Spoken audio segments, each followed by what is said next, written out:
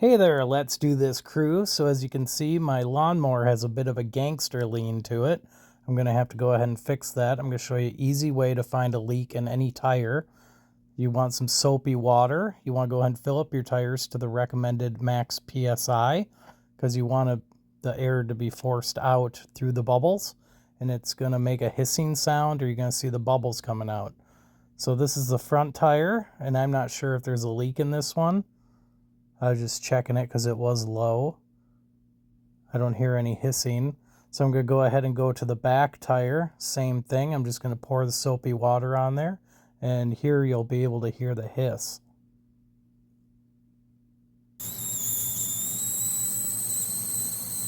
So I found my leak. I'm going to show you another trick you can do. If you don't want to get some soapy water, you can just spray everything with window cleaner or any kind of soapy compound you can find. So there we go. So I went ahead and bought a kit on Amazon to fix tires. I'll leave a link in the description below. This is your rod file.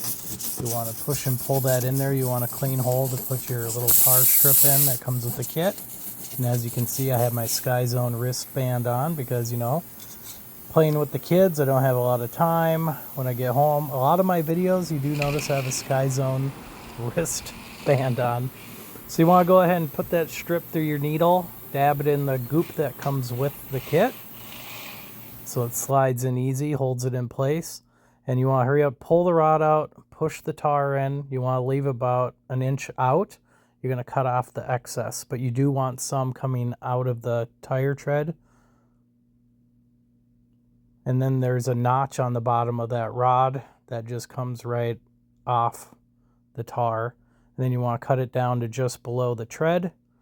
That way it won't pull out and it'll keep some pressure on it. And there you go. Temporary fix on a lawnmower. I suspect I'll ride this till it dies. Thanks.